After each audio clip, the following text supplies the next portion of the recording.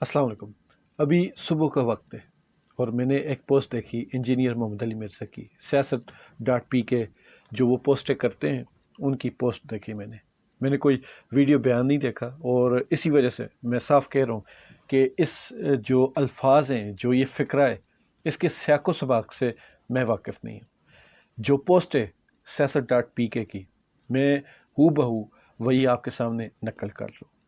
तो इंजीनियर मोहम्मद अली मिर्ज़ा ने कहा कि पहले मेरा भी दिल था कि फ़लस्तीन का जो मसला है वो दो रियासती हल होना चाहिए, लेकिन अब हम बहुत दूर निकल आए।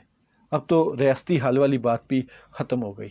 अब तो जो आसपास के अरब ममालिक हैं उनसे मेरी दरख्वास्त है कि वही उनको जो फ़लस्तीनी हैं उनको अपने अपने मुल्क में बसा लें और सारे फ़लस्तीनी मिलाकर कोई 80 लाख के करीब बनते हैं। ये उनका बयान था। अब इसका सयाक़ो सबाक़ क्या है मुझे नहीं पता। अगर उन्होंने अच्छी नीयत से कहा हो या उनकी नीयत यही हो जो हमें सामने सामने समझ आ रही है, तो इस हिसाब से अगर देखा जाए तो अभी 2 दिन पहले एक ख़बर रिपोर्ट हुई कि जो अमेरिकन ज्यूइश कोई इदारा है या कुछ है, मुझे उसके बारे में ज़्यादा डिटेल नहीं पता, तो उस इदारे ने पाकिस्तानी हुकूमत और OIC का शुक्रिया अदा किया कि आपने हमारे ख़िलाफ़ जो करारदाद पेश की उसमें शिकें पहले बहुत सख्त थी, उनको आपने नरम किया, इसके लिए आपके शुक्रगुज़ार हैं। फिर उसके अलावा पाकिस्तान में कहीं भी मतलब कि ख़ासकर इस्लामाबाद में सेनेटर मुश्ताक ने जब भी कहीं फ़लस्तीनियों के हक़ के लिए कोई मार्च किया, कोई रैली निकाली, कोई प्रोटेस्ट किया, तो उसके ऊपर इस्लामाबाद पुलिस ने लाठीचार्ज किया। उसके अलावा बहुत सारे ऐसे वाक़यात हैं। क्रिकेट स्टेडियम में आप फ़लस्तीन का झंडा लेकर नहीं जा सकते।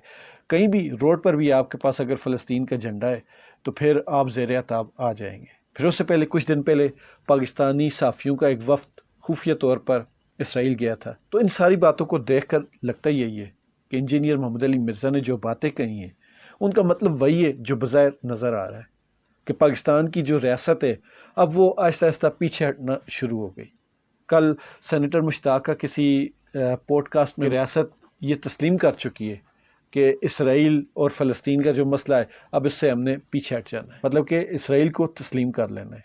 ये किसी पॉडकास्ट में सेनेटर मुश्ताक साहब कह रहे थे। वैसे ये नहायत ही काबिल अफसोस नहीं, हमारी जो इशराफिया है उन्होंने और हमारे जो हुक्मरान हैं उन्होंने, हुक्मरान आप जानते हैं कि कौन से होते हैं, तो उन सब ने हमारे साथ एक गेम खेली थी, हमें पट्टियाँ पढ़ाई थी कि हम इस्लाम के बहुत बड़े ठेकेदार हैं और इस्लामी दुनिया जो है वो हमारी मरून मिन्नत है।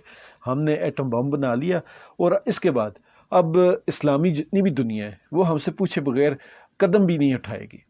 तो ये पूरा एक हमें पूरी एक कहानी बताई गई थी और हमने भी समझा कि जैसे पाकिस्तान वाकई ही इस्लामी ममालिक में बहुत ज़्यादा असर रसूख रखता है।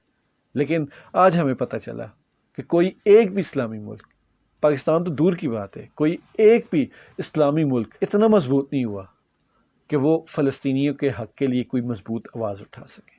बहरहाल हम वो क्या कहते हैं कि हमारे बारे में कि क्या पिद्दी और क्या पिद्दी का शोरबा, हमने क्या कुछ कर लेना बोल के। अगर हुक्मरान ही हिम्मत ना कर पाते हों तो फिर आम लोगों का हिम्मत करने का कोई फ़ायदा नहीं। पाकिस्तान जिंदाबाद।